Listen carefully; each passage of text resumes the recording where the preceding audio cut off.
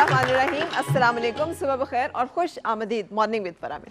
दुआ में यही आप जहाँ कहीं हैं बिल्कुल ठीक ठाक हो, जिंदगी मज़े सुकून और खैरियत के साथ गुजर रही हो। एक इफ़ेक्ट है जिसका नाम है प्लेसबो इफ़ेक्ट। मैंने इसके बारे में पहले भी आपसे बात की है और ये बड़ा एक रिसर्च के बाद एक फैक्टर जो है जिसके ऊपर काम किया गया, तहकीक के बाद साबित हुआ कि वाकई ऐसा होता है। ये रिसर्च की गई थी कुछ मरीज़ों के ऊपर जिनको ये बताया गया कि उन्हें बहुत ख़ास किस्म की अद्वियात जो हैं वो दी जा रही हैं किसी भी एक मर्ज़ से निपटने के लिए, और वो मरीज़ जो है और वो अद्वियात कुछ ख़ास नहीं थी, वो सिंपल कोई एक पेन किलर था जो कि उन्हें दिया जा रहा था और वो ये सोच कर वो दवाई खाते रहे कि बहुत ख़ास किस्म की चीज़ है जो कि हमें हासिल है, जो कि हम खा रहे हैं, इससे हमारा मर्ज़ बिल्कुल ठीक हो जाएगा। जब कुछ अरसे के बाद तहकीक की गई उन मरीज़ों की जिनको इस सोच के साथ वही गोली दी गई, और दूसरे वो जिन्हें पता था कि एक आम सी गोली है जो कि उन्हें दी जा रही है और इसका असर क्या होगा, कैसे होगा, कुछ नहीं मालूम। दोनों जो ग्रुप्स हैं मरीज़ों के, उनको जब कुछ अरसे के बाद मुआयना किया गया तो पता चला कि जिन मरीज़ों ने इस सोच के तहत गोली खाई थी या मेडिसिन खाई थी, अद्वियात ली थी कि ये बहुत ख़ास किस्म की अद्वियात जो हैं वो इस्तेमाल कर रहे हैं और उनको मर्ज़ में यकीनी तौर पर इससे अफाका होगा, वो वाकई में उन मरीज़ों की निस्बत जो कि वही गोली जो है एक और सोच के साथ इस्तेमाल कर रहे थे बहुत दर्जे बेहतर थे। उनमें से खासे जो हैं वो रिकवरी के खासे नज़दीक थे। सो इस इफ़ेक्ट को नाम दिया गया प्लेसबो इफ़ेक्ट, यानी हम एक ऐसी चीज़ को जो कि जिसका वजूद ना हो, कोई एक मफरूज़ा हो लेकिन उसे हम कायम कर लें और उसके साथ फिर हम चलें। ये सिर्फ अद्वियात की हद तक लागू नहीं है बल्कि ज़िंदगी में बहुत सारी जगह प्लेसबो इफ़ेक्ट काम करता है।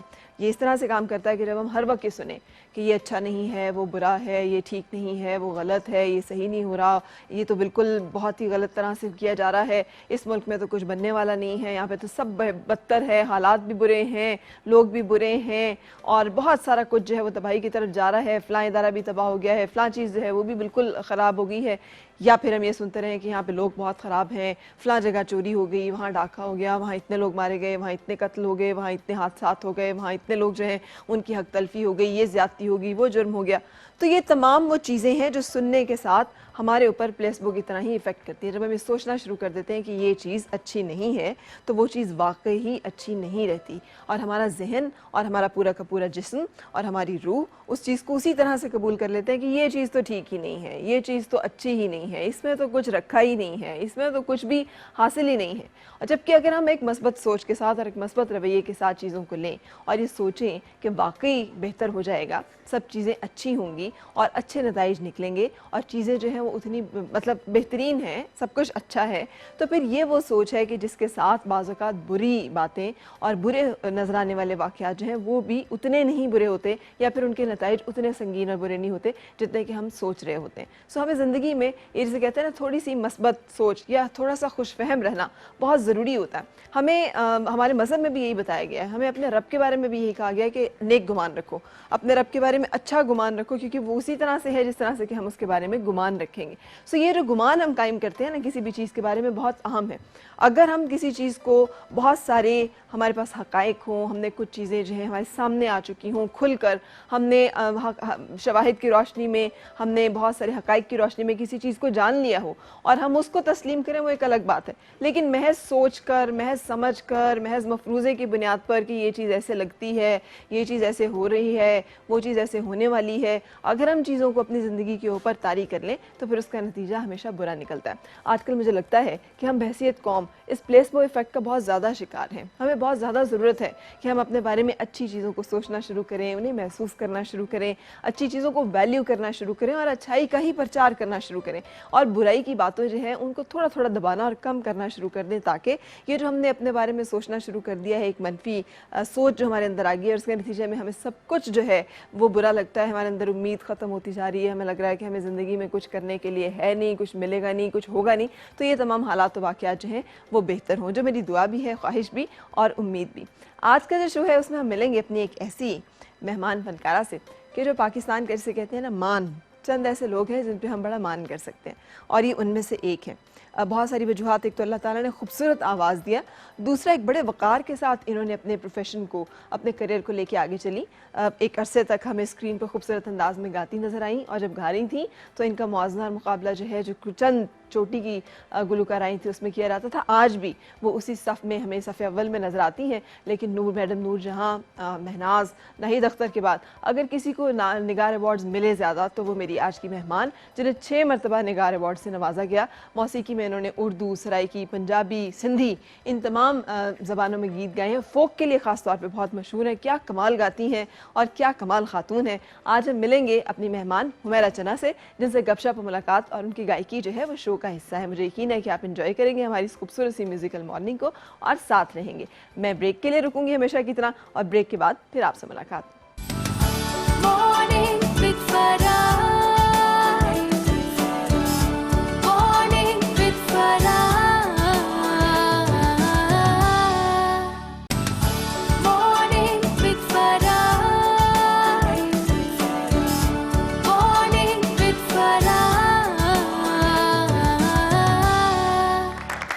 खुशामदीद और सुबह बखैर जनाब। तो मिलते हैं अपनी आज की मेहमान से, जिनके बारे में मैंने आपको बताया कि सूफियाना कलाम हो या फोक या फिर कोई गीत हो या गज़ल, सब एक जैसी खूबसूरती और कमाल अंदाज में गाती हैं। खूबसूरत गला, खूबसूरत आवाज़, खूबसूरत अंदाज, और सबसे बड़ा जो कमाल है वो ये कि जिस तरह से ये एक अरसे में म्यूज़िक इंडस्ट्री में अपने आप को, अपने नाम को जिस वक़ार के साथ, जिस खूबसूरती के साथ लेकर चली हैं, वो एक बड़ी कमाल बात है। तमगा इम्तियाज़ आपके हिस्से में आ चुका और सबसे ज़्यादा निगार अवार्ड याफ्ता मेरी आज की मेहमान हुमैरा चना। अस्सलाम वालेकुम, कैसी हैं आप? मैं ठीक हूँ फरा। अच्छा, मैं जो कह रही थी कि आपने बड़े कोई स्कैंडल नहीं, कोई इस तरह की बातचीत नहीं, बड़ी एक स्टैब्लिश्ड सी खातून जो एक बड़े सीधे साधे अंदाज में जिसने गाया, इज्जत के साथ अपना नाम बनाया, घर गृहस्थी भी की, बच्चे भी पाले, तो एक बड़ा कमाल। आप बड़ी जहते हैं आपकी शख्सियत। बहुत शुक्रिया। और इन चीज़ों को देखना भी बड़ी बात है। आपने आज बहुत अच्छे तरीके से मेरी इस जो चीज़ है, मेरी शख्सियत के हवाले से आपने बहुत अच्छी बात से आगाज़ किया है।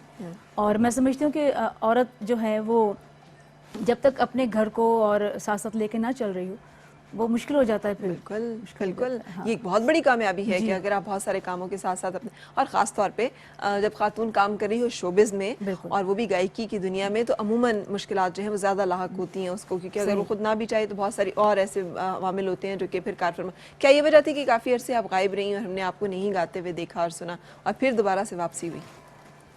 अच्छा, गायब होने का वो जहाँ तक है, मैं समझती हूँ कि अनफॉर्चुनेटली म्यूज़िक के साथ कोई इतना ज़्यादा अच्छा हुआ नहीं। अच्छा, हाँ, मैं ज़रूर इस बात को सामने लाना चाहूँगी, क्योंकि हमारे चैनल्स पे भी अफसोस होता है मुझे कि ड्रामे बहुत हैं, सीरियल्स हैं, सब कुछ है, होना चाहिए, लेकिन म्यूज़िक के बारे में बहुत कम सोचा जा रहा है और कोई इतना आइडियाज़ अच्छे नहीं सामने आ रहे कि जो सिंगर्स हैं वो भी अपने पार्ट अदा करते रहें अपने सिंगिंग के हवाले से, अपने फ़न के हवाले से।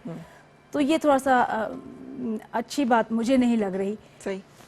तो इसलिए थोड़ा सा दूर हो गई थी आप, या फिर उस वक्त आपको लगा कि शादी के बाद जरा बच्चों को, घर को टाइम देना ज़्यादा ज़रूरी है और उस तरफ थोड़ा सा ऐसा भी रहा? जी बिल्कुल फरा, ऐसा रहा।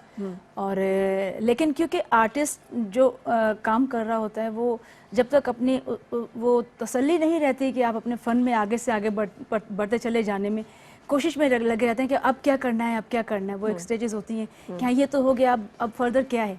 तो वो चीज़ें बहुत कमी है, ठीक, कि आगे क्या करना है। तो इस तरह से फिर आपने थोड़ी सी दूरी इख्तियार की। अच्छा, मैं जानना चाहूँगी कि हुमैरा चन्ना जिन्हें हम जानते हैं, कहाँ से आगाज़ हुआ, कहाँ से ताल्लुक़, कैसे बचपन गुजरा, कैसे इस तरफ फ़न मौसीकी की तरफ राग़िब हुई, यहाँ पे आई? आगाज़ इस तरह हुआ कि सिंधी एक प्रोग्राम था जिसमें सूफियाना कलाम थे, शाह अब्दुल लतीफ़ भुट्टोई रहमतुल्लाह सरकार के, ठीक, कराची सेंटर से। ये रेडियो पाकिस्तान या टीवी से? अच्छा, टीवी से। तो क्योंकि मैंने अपने मेरे वालिद साहब की एक फ़िल्म थी दरवाज़ा खुला रखना, उसमें गाया था, लेकिन बहुत छोटी थी। और देखो, एनकरेजमेंट की बात करती हूँ, ये घर से ही मिलती है। हाँ। वालिदैन को अगर पता है कि बच्चे में ये टैलेंट है, तो बजाय, अब वो दौर भी देखो कि वो दौर नहीं था कि हाँ, बच्ची अगर अच्छी आवाज़ है तो उसे गाने दिया जाए। लेकिन मेरे वालिद साहब ने बहुत ज़्यादा मेरी सपोर्ट की और मुझे एनकरेज किया। और एक फ़िल्म बना रहे थे, वो एक्चुअली राइटर थे, और 2-3 सिंधी फिल्में प्रोड्यूस की, एक पंजाबी उर्दू फिल्म प्रोड्यूस की। अच्छा। तो वो जब मेरी आवाज़ सुनी तो मेरी वालदा से कहने लगे कि अब जो एक फ़िल्म का म्यूज़िक हम लोग कर रहे हैं, क्यों ना हुमैरा से गवाएं। अम्मी मेरी हंसने लगी, तो कहने लगी ये तो कोई बात नहीं है, ये तो मतलब बच्ची है अभी, इसने क्या गाना फिल्म में। लेकिन उन्होंने कहा नहीं, ये इसकी आवाज़ अच्छी है, इसे ज़रा ना ट्राई करते हैं, इससे गवाते हैं। अच्छा। तो वो गाना मैंने गाया और फिल्म तो ना बन सकी, लेकिन उस गाने की वजह से मेरे लिए राहें जो हैं वो राहें खुली। और वो जो पहला PTV का उर्दू सिंधी प्रोग्राम था, उसमें मुझे गाने का मौका मिला। इस तरह फिर सिल्वर जुबली और मकसूद साहब, श्रेया मंसूर साहब का वो एक प्रोग्राम ऑन एयर था, उसमें बहुत अच्छे तरीके से मुझे मौका मिला परफॉर्म करने का। और पुराने जो गाने थे ज़ुबैदा खानम जी के, मैडम नूर जहाँ जी के, वो रीमेक करने का मौका मिला और फिर एक इस तरह से सफर शुरू हो गया। तो कोई भी रुकावट नहीं आई, यानी एक दफ़ा गाने देना और गाने का मौका देना एक और बात है, और फिर इस चीज़ को मानना कि अच्छा अभी वाकई में गाएगी बाकायदा और टेलीविजन पर आएगी और इसको as career as profession adopt करेगी, इस सब में भी कोई मुश्किल दरपेश नहीं कोई हुई? मुश्किल दरपेश नहीं आई। और अच्छा, उस दौर में ये नहीं चल रहा था पता कि इस करियर को आगे जारी रखना है। अच्छा। क्योंकि मैंने 7th के पेपर्स हो रहे थे, उसके बाद ये सिलसिला चला, फिर मैट्रिक के पेपर्स दिए, उसके बाद फिर थोड़ा सा जब ज़्यादा एक सिलसिला शुरू हुआ कि लाहौर इंडस्ट्री में हम एक हैं, एक मूवी थी एवेन्यू पिक्चर्स की, जिसमें निसार बज़मी साहब कंपोज़र थे, तो उन्होंने मुझे मौका दिया। तमाम गीत मैंने गाए। अच्छा। उसमें सलमा आगा जी और जावेद शेख साहब थे। अच्छा। तो सलमा आगा जी तो अपने फिर गाने खुद ही गाया करती थी। हाँ। उन्होंने बहुत ज़्यादा इस बात को बुरा समझा कि मुझे डब करना पड़ेगा गाना। लेकिन बज़मी साहब थे, उन्होंने कहा कि नहीं, आपके गाने जो हैं, मुझे पता होता कि आप एज एन एक्ट्रेस इस फिल्म में काम कर, उस वक्त था नहीं कि उन्होंने काम करना है, तो गाने सारे बन चुके थे। बड़ा वो एक बड़ा ही दिलचस्प सा वाक़या है कि जो फिर उसी फिल्म पे मुझे निगार अवार्ड मिला और 6 सॉन्ग्स मैंने किए। एक ही किसी नए टैलेंट के साथ मैं समझती हूँ कि बहुत कम रहा कि कोई मौसीक़ार जो है वो इतना बिलीव करे कि ये सब गाने अच्छे गा लेंगी। सही। और उस पर फिर अवार्ड मिला मुझे, अल्हम्दुलिल्लाह। तो ये सब कुछ बाकायदा रियाज और तरबियत की, जो मौसीकी की बाकायदा तरबियत के बगैर होता चला गया, या फिर कुछ सीखा आपने, कुछ बाकायदा इसकी ट्रेनिंग ली है? बगैर तरबियत के रहा। अच्छा। बिल्कुल गॉड गिफ्टेड मुझे बहुत ज़्यादा, मैं समझती हूँ फ़राह कि अल्लाह ताला का बड़ा करम रहा कि, लेकिन सीखना बहुत ज़रूरी था। वो बाद में मैंने फिर उस्ताद बशीर अहमद खान साहब से मैंने गंडा भी बंधवाया। मैं जो बाकायदा एक शागिर्दों के लिए जी रस्म होती है जी, वो किया, लेकिन पहले नहीं था। अच्छा। लेकिन उसके बावजूद आप बहुत कमाल गा रही थी और मतलब हर सुर और हर एक चीज़ को अच्छी तरह निभा रही थी। कभी अंदाज़ा तो मुझे तो नहीं याद कि कभी फील हुआ हो कि आपने नौ-आमूज़ है या सीखे बगैर गा रही हैं? जी बिल्कुल। क्योंकि आप पॉप नहीं गा रही थी जो किसी भी तरह से गाया जा सकता है। आप बाकायदा गीत और गज़ल और ठुमरी और क्लासिकल और फिर नीम क्लासिकल एंड देन फोक और इस तरह की ट्यून, सुफियाना कलाम। हाँ जी बिल्कुल, मुश्किल चीज़ें गाने को मिल रही थी। और उस दौर में कई ऐसी चीज़ें अब मैं जो सुनती हूँ, मैं याद करती हूँ कि क्या क्या मुश्किल गाने मैंने गाए। और इतने बड़े बड़े सिंगर्स के गाने गाना कोई मजाक नहीं था, लेकिन वैसा तो जाहिर ऑब्वियसली फ़रा मैंने नहीं कर सकी। लेकिन एक यंग के लिए और एक न्यू कमर के लिए इस तरह के मुश्किल गाने गाना, और जो मौसीक़ार थे वो बड़ा बिलीव करते थे।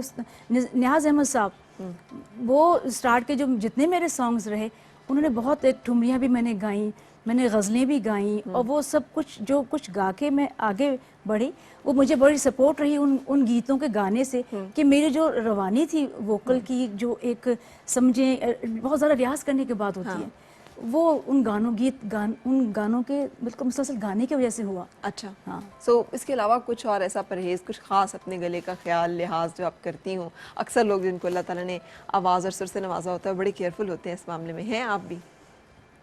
अच्छा, इतना ज़्यादा नहीं हूँ, लेकिन मैं समझती थोड़ा सा केयर ज़रूर करना चाहिए। ठंडी चीज़ वैसे मुझे पसंद नहीं है, ठंडा पानी या मैं गर्म पानी, नॉर्मल पानी जो है वो पीती हूँ। ठीक। खट्टा जो है वो नहीं, पसंद ही नहीं है। इन चीज़ों से परहेज होता है बस। सही। और वक्त के साथ साथ आवाज़ की दिलकशी पे भी कोई फ़र्क नहीं पड़ा है। जी, ये भी एक बड़ी कमाल बात होती है। जी बिल्कुल। सो इसका क्या राज रहा? अच्छा, इसका एक राज मैं ज़रूर आपको बताऊंगी, वो ये कि प्रैक्टिस जारी रखना। अच्छा। और अपने काम के साथ जो लगन और मोहब्बत है ना, कि मैंने ये करना है। कुछ चीज़ें ऐसी सामने आई कि जो थोड़ी सी मुश्किल लगी, बात से बात निकलती है। मिकाल बैंड के साथ आजकल मैं परफॉर्म कर रही हूँ। अच्छा जी, यानी आप हमें फ्यूजन म्यूजिक में भी नजर आने वाली मैं बिल्कुल नजर आने वाली, जबरदस्त, बिल्कुल नजर आने वाली हूँ। और ये मेरे लिए बड़ा अच्छा हो जाए इसलिए कि इन लोगों को तो वो गाने याद भी नहीं होंगे जो कि आपने गाए हुए हैं। कितनी बदकिस्मती की बात है ना, इनको अब ये गाने जो आप मिकाल बैंड के साथ गाएंगे फ्यूजन में, ये समझ जाएंगे इनको। बिल्कुल सही। जी अच्छा, तो फिर आप बता रही थी? तो मैंने एक शो किया उनके साथ, और मुझे मिकाल ने कहा कि हमारा म्यूज़िक आपने सुना हुआ है, मैं चाहता हूँ कि आप शामिल हों और इस म्यूज़िक को करें, क्योंकि आप कर सकते हो। उनका बहुत मुश्किल म्यूज़िक है, बड़ा मुश्किल इस तरह है कि वो पूरे रागों को लेके चलते हैं, और जो राग में एक सॉन्ग है अगर, तो वो गाना गायकी भी मुश्किल, प्लस उनका जो बैंड का स्टाइल जो बजाने का है वो बहुत मुश्किल है। और उसमें ना टाइमिंग्स को नोट करना पड़ता है कि जी ये अब जो शुरू हुआ गिटार का पीस है तो वो कितना लेंथी है, कितना आगे जाके फिर अस्थाई आ रही है, उसके बाद फिर अंतरा आ रहा है। अच्छा, फिर एक चीज़ होती है कि अस्थाई कह लिया आपने, अंतरा कह लिया, उसमें मुख्तलिफ वेरिएशंस हैं। हाँ। उससे उससे याद रखना बहुत मेरे लिए बड़ा मुश्किल था, एक नई चीज़ थी। सही। तो उसमें ये रहा कि अभी हम लोग 10 दिन हुए मैं वापस आई हूँ। अमेरिका में ऑस्टिन में एक फेस्टिवल होता है जहाँ से उसमें पूरी दुनिया के बैंड्स वहाँ आके परफॉर्म करते हैं। एक कुछ दिनों का इवेंट है जो कि मुझे बहुत मज़ा आया वहाँ के, कि देख कितनी हेल्दी एक्टिविटी है कि म्यूज़िक के हवाले से हर बैंड आया है। और उस शहर में ना हर जगह पे एक एरिया था, वहाँ जगह जगह बैंड्स थे और अपने अपने मुल्क के वो सकाफती हवालों से वो परफॉर्म कर रहे थे। अच्छा। और हम लोग भी पाकिस्तान से अल्हम्दुलिल्लाह हमने जाके परफॉर्म किया। एक दो बैंड्स और भी थे हमारे। अच्छा। जो यहाँ से गए हुए थे और वहाँ बहुत अच्छा लगा जाके। और मतलब हमारे मुल्क में ऐसा क्यों नहीं है, हमारे मुल्क में ऐसा क्यों नहीं है। और मतलब ये फेस्टिवल्स, ये हेल्दी एक्टिविटीज से हम बहुत दूर होते हैं। और हालांकि हमारे कितना दरगाही कल्चर, कभी किसी सूफी का भी अगर कोई मेला लग रहा है या उर्स, तो वो भी एक पूरा मेले का एक समा होता था, पूरी एक महफिल होती थी जिसमें बहुत सारे सिंगर्स, बहुत सारे लोग फिर वहाँ से दरगाही म्यूजिक के सिलसिले में निकल के आए, या फिर रेशमा जी जैसी आवाजें जो हैं वो हमें इस तरह से मिलती हैं। अब काफी अरसे से ये सिलसिला जो है वो कुछ नापैद सा नजर आता है। अच्छा जी, हम बातें का सिलसिला अपना जारी रखेंगे। अगर आप भी कॉल करना चाहें, शो में शामिल होना चाहें, नंबर हमारे डिस्प्ले हो रहे हैं। ब्रेक के बाद आपसे मुलाकात। और मेरा जी, मैं आपसे रिक्वेस्ट करूंगी किसी ऐसे गाने की जो आपने बहुत शुरू में गाया हो और आपको बहुत पसंद हो, हम उससे अपने आज के प्रोग्राम में आपकी जो महफिल है नशिस्त उसका आगाज करना चाहेंगे। ब्रेक के बाद फिर आपसे मुलाकात।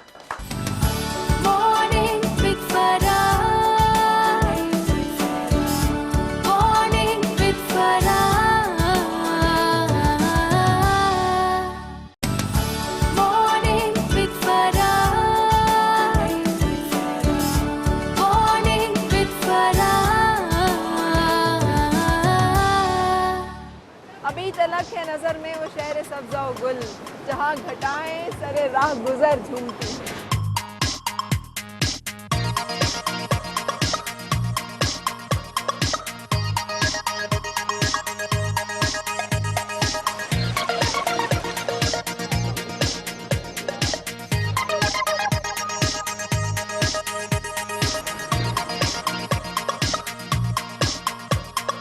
बर्फीली चोटियों से शोर मचाते दरियाओं का।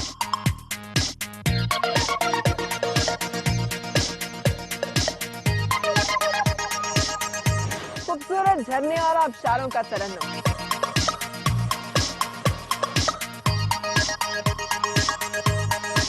सिर्फ खूबसूरत नजारे ही नहीं, बल्कि लोगों को गरमाने वाली राफ्टिंग और रैपलिंग।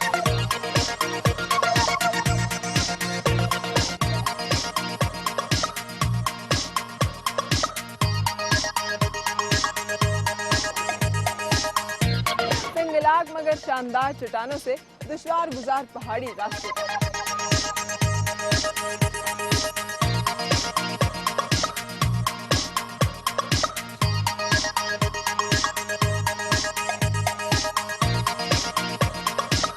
हम पहुंचे परियों के देश में।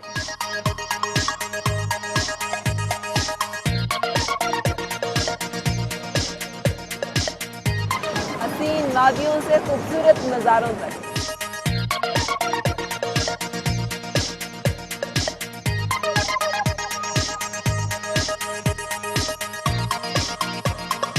प्यारे पाकिस्तान का प्यारा सफर। मॉर्निंग विद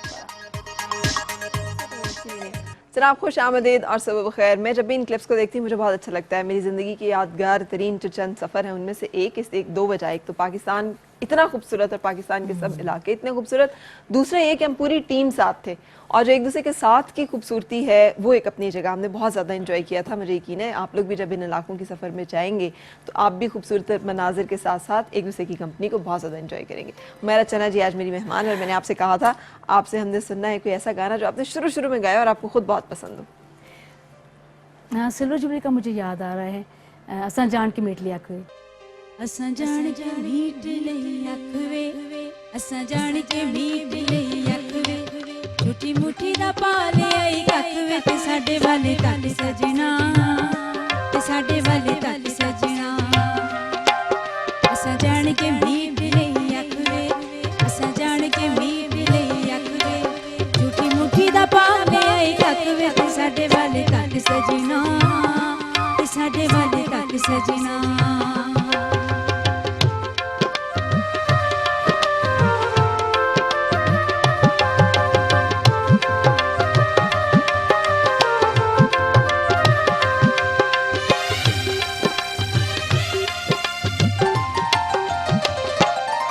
मैनू सौ तेरी दिल भर जानिया, मैनू सौ तेरी दिल भर जानिया, इथों जोरा जोरे प्यार पहलू कानिया, इथों जोरा जोरे प्यार पहलू कानिया, अखा मिल के मटा ले शक वे ते साडे वाली तक सजना, ते साडे वाली तक सजना। असां जान के मीट ले अख वे, असां जान के मीट ले अख वे, झूठी मुठी दा पा ले आई कक वे ते साडे वाली तक सजना, ते साडे वाली तक सजना, ते साडे वाली तक सजना, ते साडे वाली तक सजना। खूबसूरत। अच्छा, खुद को पसंदीदा जो गाने हैं वो किस किस्म के हैं? ज़्यादा आपने तो जैसे सूफियाना कलाम भी गाया है, फोक भी गाया है, फिर उसके अलावा आपने गीत, ठुमरी, गज़ल, प्लेबैक म्यूज़िक, सारा कुछ किया। जी। किस किस्म का म्यूज़िक ज़्यादा आप समझती हैं? That's me. मुझे गज़लें अच्छी लगती हैं वैसे, अच्छा। बहुत ज़्यादा।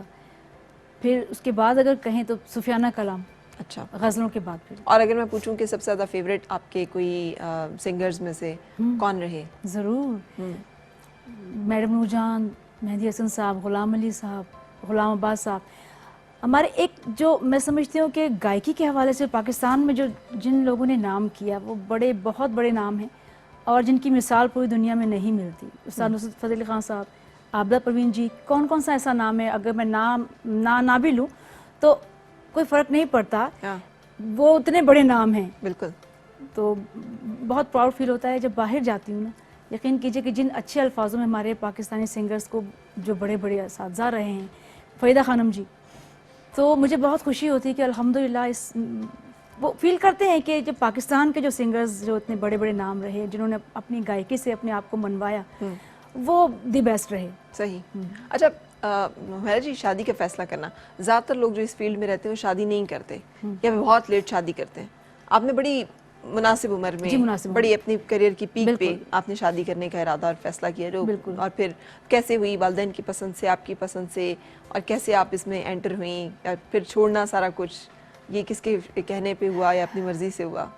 बिल्कुल अरेंज मैरिज और मेरे वालिद साहब की पसंद से। अच्छा। मेरे कज़न में फूफीज़ाद से शादी हुई और काफ़ी मतलब सिलसिला चलता रहा कि जी शादी होनी चाहिए। तो वो क्योंकि एक सिलसिला जो मेरे कैरियर का था वो इतनी जल्दी इजाज़त भी नहीं दे रहा था कि जल्दी से अब ये वो मकाम है अब शादी हो जाए, तो ऑब्वियसली डिस्टर्बेंस होती है। हाँ। लेकिन अब्बू पीछे लगे हुए थे, वालदा पीछे लगी हुई थी कि नहीं अब इसकी शादी कर दें।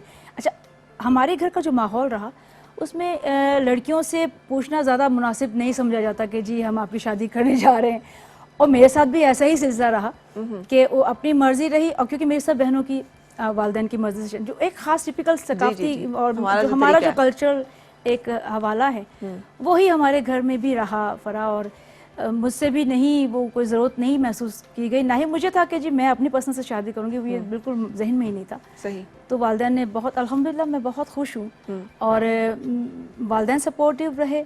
अब मेरे हस्बैंड बहुत सपोर्ट करते हैं और बहुत ज़्यादा मैं लकी हूँ, क्योंकि एक शोबिज़ में रहने वाला फिर सिंगर होने के हवाले से ना बहुत मुश्किल है कि आप दोनों चीज़ों को साथ लेकर चल रहे हो। हाँ।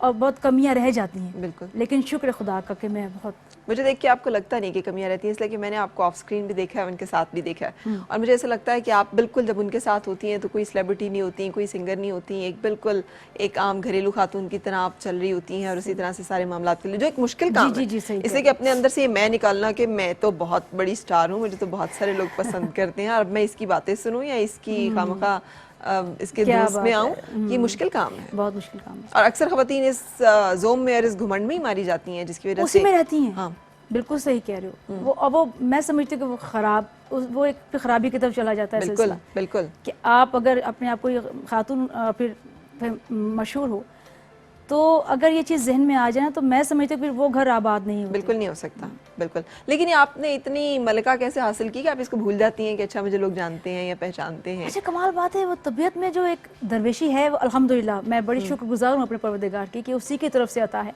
सही। ये करने से नहीं होती ये चीज़ें, नहीं करने से कि आप उसे एक लबादा लिबादा ओढ़ रहे हैं तो बस आपने अपने आप को एक हिसार में कायम कर लिया है, बंद कर लिया है।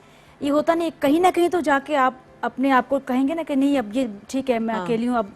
ओहो, ये शुरू से ऐसा ही रहा फरा सही। कि वो कुदरतन ही ये चीज़ रही। और कि मैं मशहूर हूँ या लोग मुझे पहचानते हैं, शुक्र ज़रूर खुदा का अदा करती हूँ, लेकिन इसमें घमंड नहीं आया कभी या तकब्बुर कभी नहीं आया सही।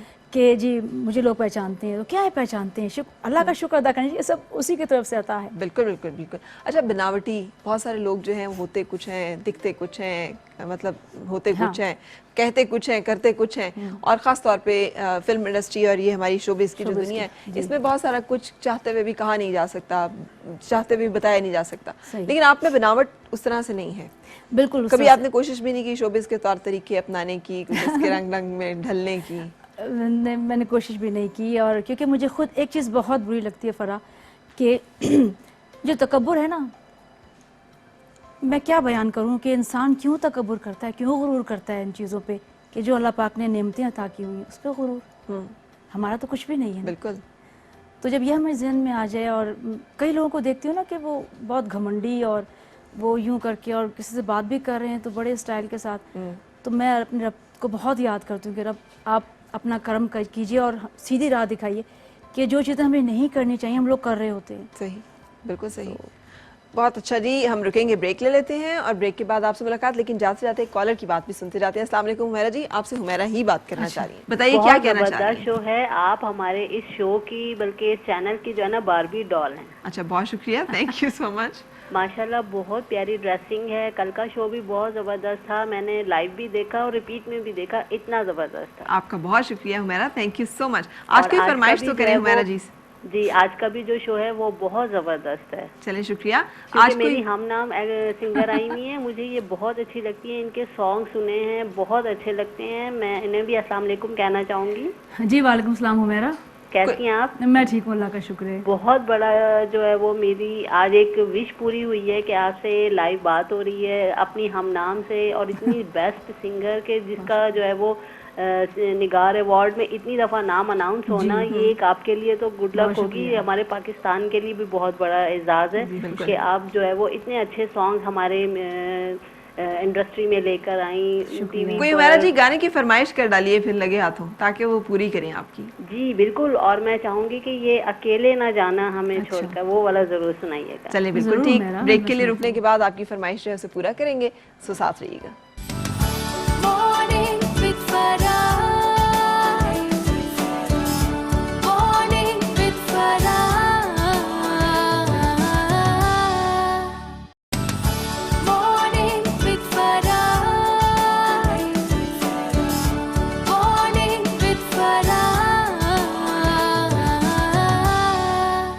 खुशामदीद और सुबह खैर जनाब। आज हम मिल रहे हैं हुमैरा चना साहिबा से और उनसे हमारी गपशप और मुलाकात जो है वो आप देख रहे हैं। आपसे हुमैरा ने फरमाइश की थी कि अकेले ना जाना, हमें सुना दीजिए। ज़रूर, बड़ा खूबसूरत गीत है और एक ट्रिब्यूट हुआ था सुहेल राणा साहब के लिए।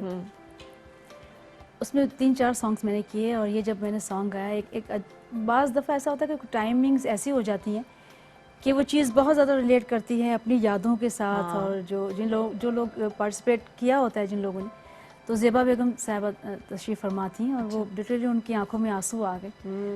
और उन पे गाना पिक्चराइज हुआ है जी और वहीद मुराद साहब पे, और क्या खूबसूरत गाना है। प्लीज़।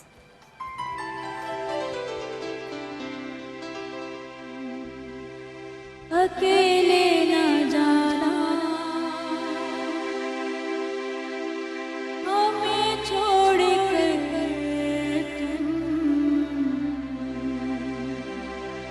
तुम्हारे बिना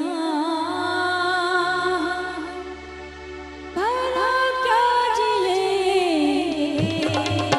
अकेले न जाना, हमें छोड़ कर तुम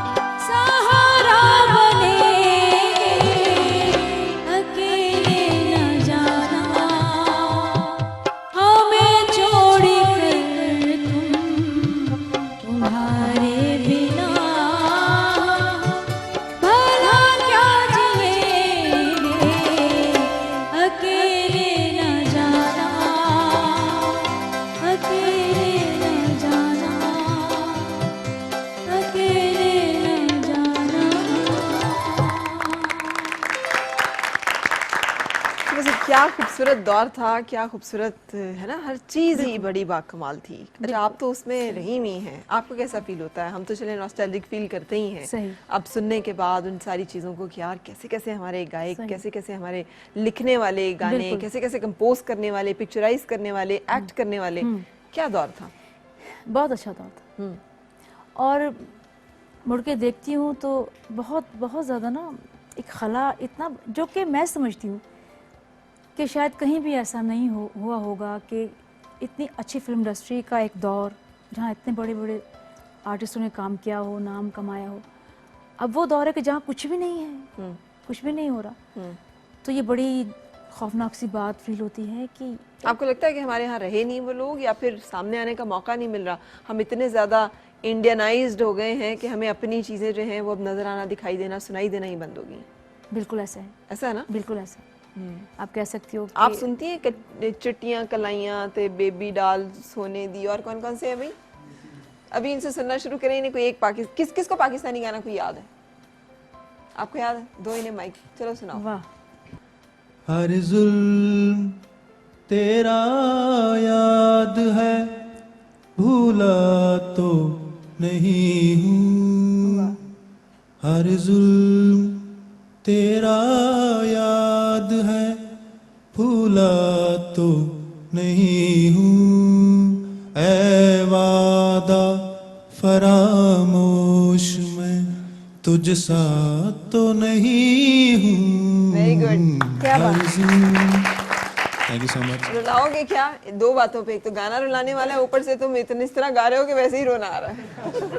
चलो, लेकिन फिर भी आपको गाना याद है, बड़ी बात है। लेकिन आई अप्रिशिएट कि आप लोगों को याद है अपना गाना। काइंडली सुना दें तुम। बताइए। बे ढोलना चंगा नहीं लगा तेरा। हाँ, मेरा ही गीत। वे ढोलना चंगा नहीं लगा तेरा रुखा बोलना। रुखा बोलना। रुखा बोलना। वाह जी, क्या बात है, क्या गाने की चॉइस है आपकी। बहुत अच्छी। रुकेंगे, ब्रेक ले लेते हैं और फिर ये खूबसूरत सा गाना आप लोगों की नजर। Morning with Farah. Morning with Farah.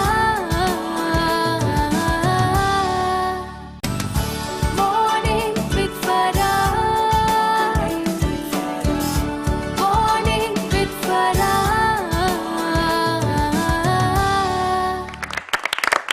खुशामदीद और सुबह खैर जनाब। आज की सुबह हमारी महफिल हुमैरा चन्ना साहिबा के साथ, जो हम बहुत मशकूर हैं, वक्त निकाला और यहाँ पे हमारी मेहमान है।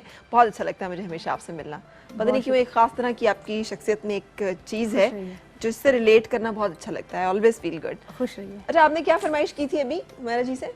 बे ढोलना चंगा नहीं ऐसे नहीं, ऐसे नहीं, गा कर। हाँ। अच्छा, नाम क्या आपका? असद लाल नाम। असद लाल जी। ये झूले लाल वाला असद लाल है? अच्छा, ये लाम अलिफ लाम वाला है कि लाम एन लाम? लाम अलिफ लाल। अच्छा ठीक है, चले। माशाअल्लाह। वे ढोलना चंगा नहीं लगा तेरा रुखा बोलना।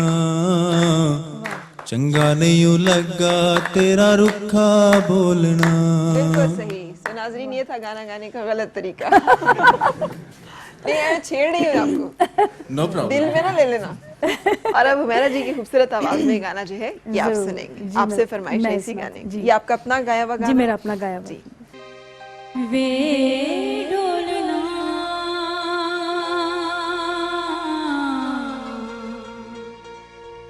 चंगा नहीं लगा तेरा रुखा बोलना।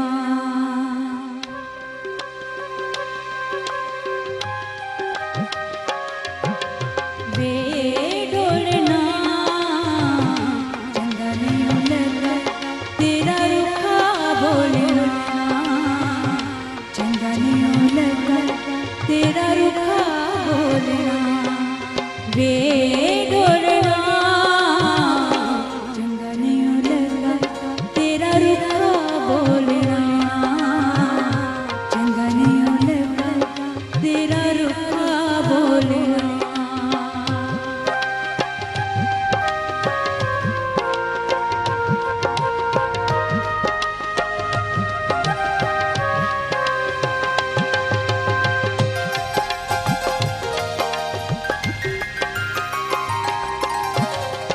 दिल दा करार तेरे रोसे ने लुटिया।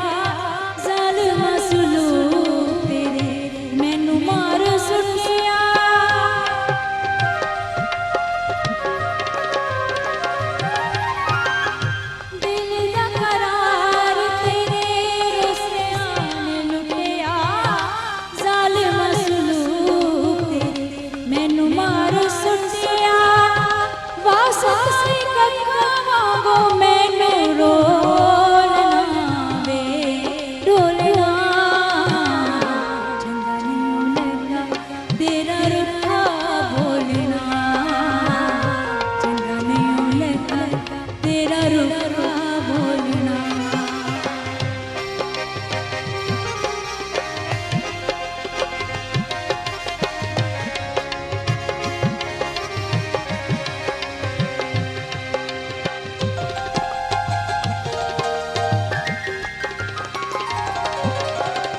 ਜਿਉਂਦੀ ਵੀ ਮੈਂ ਤੇਰੀਆਂ ਤੇ ਮਰ ਕੇ ਵੀ ਤੇਰੀ ਵੇ ਤੇਰੀਆਂ ਤੂੰ ਜਾਣੇ ਬੀਬਾ ਇਹੋ ਜ਼ਿੰਦ ਮੇਰੀ ਵੇ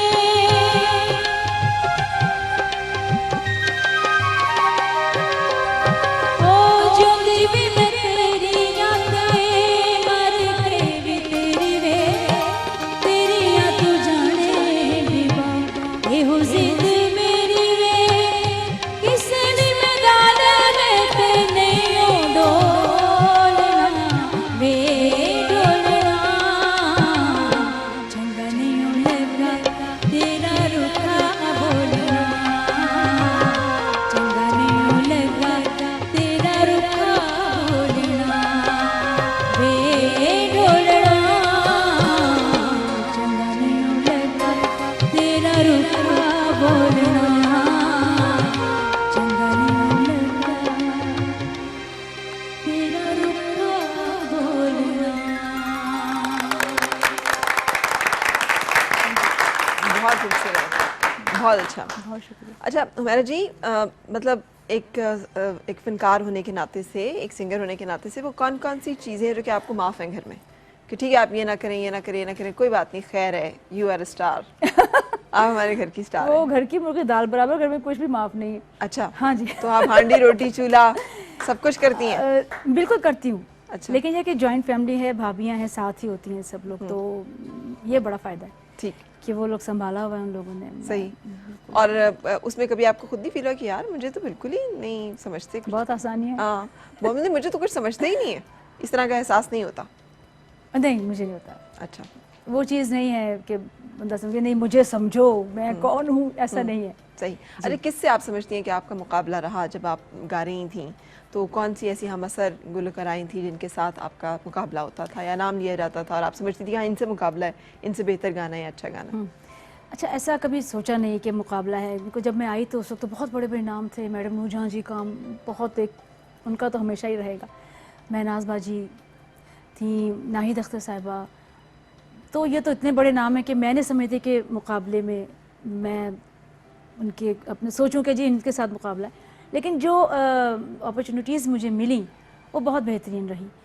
एक फ़िल्म थी लेडी स्मगलर, शमी मारा साहिबा की फ़िल्म थी, उसमें एक ट्रिब्यूट सॉन्ग, एक तो डुएट सॉन्ग था, एक विद ट्रिब्यूट सॉन्ग था, 3 वोकल्स ख़वातीन की आवाज़ मतलब चाहिए थी।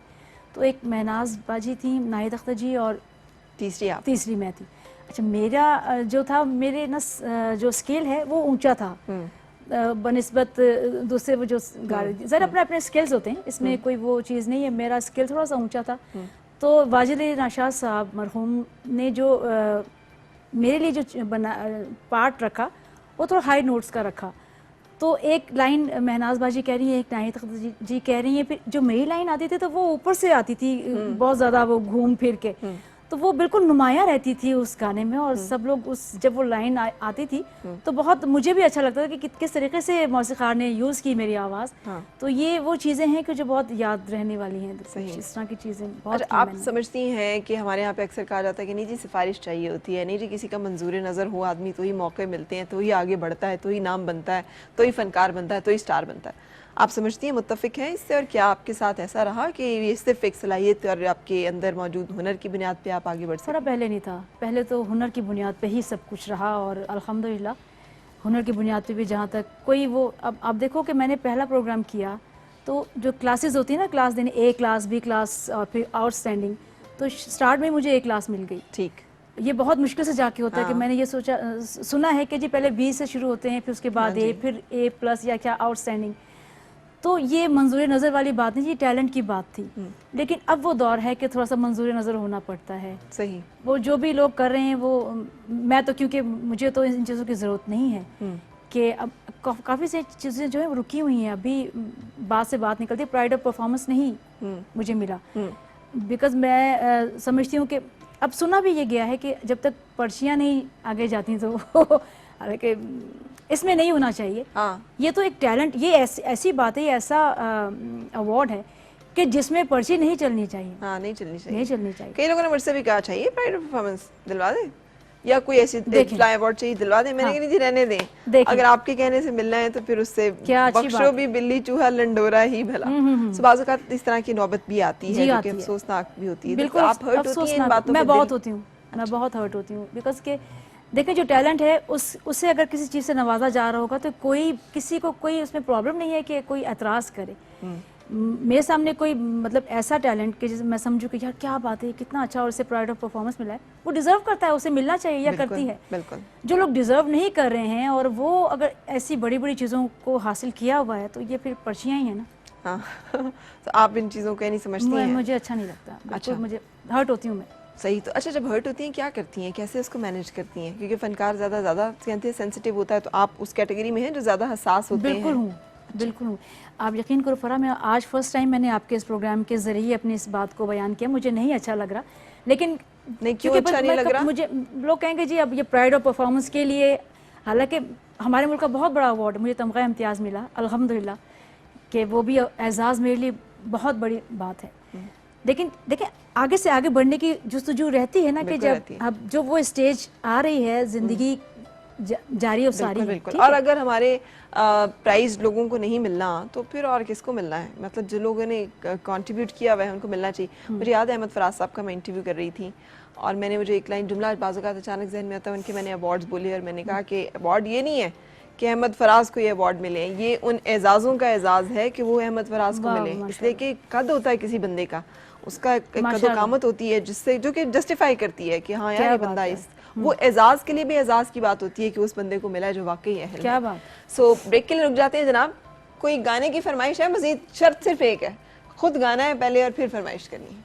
मैं तेनू समझा कि ना तेरे बाजो लगदा जी, तू की जाने प्यार मेरा, मैं करा इंतजार तेरा, तू दिल तो जान मेरी, मैं तेनू समझा कि ना तेरे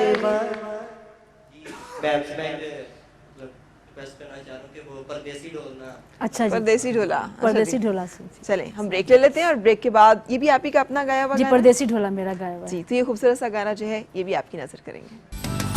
Morning with Farah, morning with Farah, morning with Farah, morning with Farah.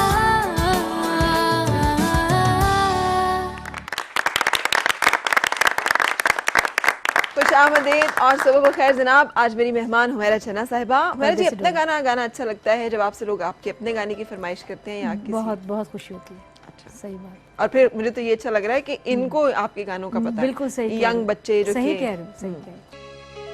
परदेसी ढोला चला जी में डोला,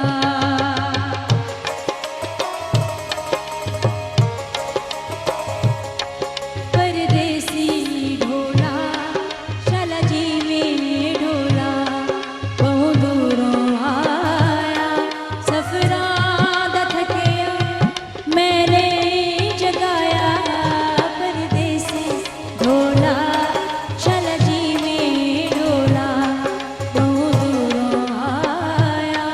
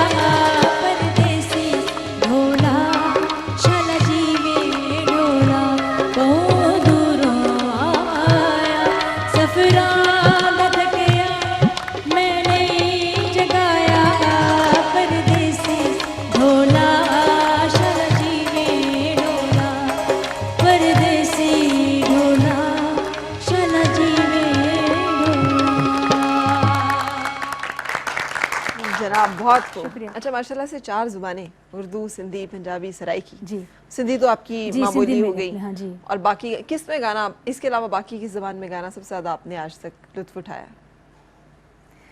मुझे पंजाबी गाना बड़ा अच्छा लगता है गाना। अच्छा? हाँ, वो एक जो अच्छा, उसमें मुश्किल लहजा बात है पंजाबी जी को निभाना जबकि आपका ज़बान नहीं है वो। जी। तो ये कमाल कैसे हासिल हुआ? अच्छा, पंजाबी मैं समझती हूँ कि जो मुझे बहुत ज़्यादा इजी भी रहा, मेरी नानी पंजाबी थी, अच्छा। तो घर में वो पंजाबी बोलती थी बचपन से ही, तो वो बड़ी मेरे लिए आसानी रही। मैंने पश्तो में भी गाया है, मैंने बलोची भी गाया है। अच्छा, जी। यानी कोई ज़ुबान पाकिस्तान की नहीं जी छोड़ी? नहीं, हाँ अल्हम्दुलिल्लाह। तो फिर? मैंने बंगाली गाया। अरे वाह! एक साग कॉन्फ्रेंस हुई थी बांग्लादेश में, तो वहाँ एक फिल्म के लिए मुझे ऑफर हुई कि आप गाइए, तो मैंने कहा बंगाली मेरे लिए ऑब्वियसली बहुत डिफरेंट है, तो मुझे रोमन में लिख के दिया मौसीकार ने, तो वो मैंने बिल्कुल गाया और बड़ा एक्सेंट अच्छे के साथ, क्योंकि वो बैठे हुए थे, उन्होंने सारा करवाया। ठीक। तो बड़े ये गॉड गिफ्टेड चीज़ें होती हैं कि जो आप अडॉप्ट करते हैं और वो हो जाती हैं। सही। आगे आपके बच्चों में से किसी में मुंतकिल हुआ आपका शौक और लगन, कोई उनका इरादा हो गाने का, मौसीकी की तरफ? बेटे में है, छोटे में। हाँ जी। तो इसे इजाज़त होगी कि वो क्यों आए नहीं और होगी, इसमें? अच्छा, बिल्कुल होगी। सही। ये बड़ा डिफरेंट रहता है। अक्सर मैंने सुना है कि जो इस फील्ड में, किसी भी फील्ड में काम कर रहे होते हैं, खासकर शोबिज़ में, तो वो कहते हैं कि जी हमने बच्चों को नहीं हमने आने देना। तो देखिए, अगर ये फील्ड आप समझते हैं कि अच्छी नहीं है, तो फिर आप खुद क्यों वो चीज़ उसमें क्यों इन्वॉल्व हैं, क्यों कर रहे हैं? अगर शौक है तो ज़रूर, मुझे शौक था, मेरी आवाज़ अच्छी थी, शौक नहीं था लेकिन आवाज़ अच्छी थी, ठीक। तो वालिद की तरफ से ये चीज़ मिली कि उन्होंने एनकरेज किया और उन्होंने इस चीज़ को देखा और कहा ये टैलेंट है, उस टैलेंट को सामने आना चाहिए। ठीक। अच्छा, हुमैरा जी, कहा जाता है कि शोबिस के लोग बड़े शुतर बेमहार होते हैं, बड़े आवारा मिजाज होते हैं, आशिक मिजाज होते हैं, दिल इधर देते हैं उधर देते हैं, बड़े इनके कहानियाँ दास्तानें होती हैं। तो आप समझती हैं, इत्तेफाक करती हैं इससे, और आपके साथ ऐसा क्यों नहीं हुआ? उसकी वजह क्या, आपने ये कोई ख़ास सेट किया हुआ था स्टैंडर्ड कि नहीं ये नहीं करना, या इत्तेफाकन नहीं हुआ, या आपके ऊपर भी बहुत सारे लोगों ने डोरे डाले होंगे, आपको भी फंसाने की, आपको भी हथियाने की कोशिश की? हाँ, यही कहते हो ना तुम लोग भी। तो फिर आप कैसे बच पाई? अच्छा, वो सेट करने वाली बात बड़ी अच्छी की आपने कि अपने आप को एक ये सेट करने में दूसरी बात पे हंसे। अच्छा, ओके। हाँ, ये आजकल की कुछ बज़वर्ड्स हैं, क्या जी, कहते जी, हैं, जी। लड़की सेट कर ली या लड़की फंसा ली। फंसा ली। हाँ, देखें ये आजकल की जी मोहब्बत है, के देखें। ये अंदाज हो गए हैं। सही कह रहे हो। तो वो अपने आप को एक जो हिसार या जो कुछ कह लो, हिसार क्या कहना चाहिए, एक रहा शुरू से ही तबीयत में रहा कि बस यही ओढ़ना बिछोना यही है, तो दूसरी चीज़ों की तरफ ध्यान शायद या ही नहीं। गया ही नहीं। बिल्कुल सही, अच्छी बात है, अच्छी बात है। अल्लाह ताला ऐसी बेध्यानी सबको दे आमीन। कि गलत चीज़ों की तरफ ध्यान ना जाए। ना जाए। अच्छा, एक और आपका बड़ा, आपने मिकाल बैंड के साथ जो किया है, कदी आ मिल सावल यार, अब जी, ये जी, मैं जी। फरमाइश आपसे करना चाहूँगी, ज़रूर फरमाइश। लेकिन इस फरमाइश से पहले ब्रेक के लिए फिर रुक जाते हैं, और ब्रेक के बाद ये गाना आपकी नज़र करेंगे। ज़रूर। Morning with Farah. Morning with Farah. Morning with Farah. Morning with Farah.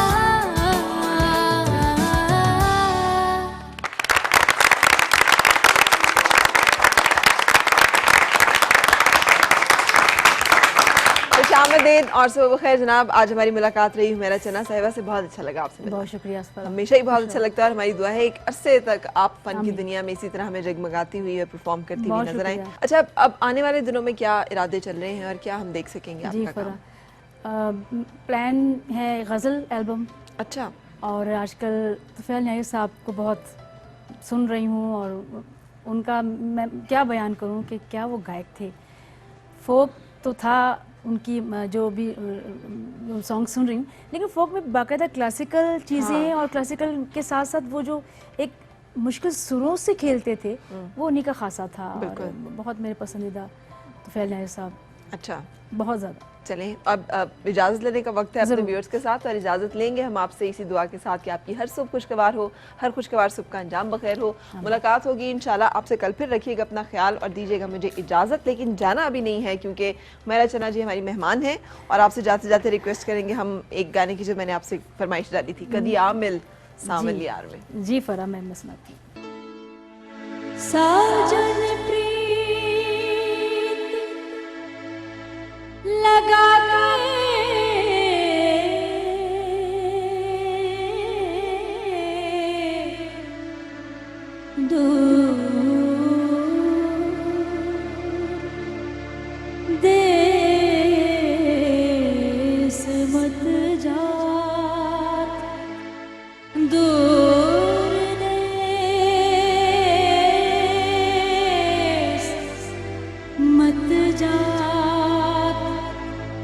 बसो हमारा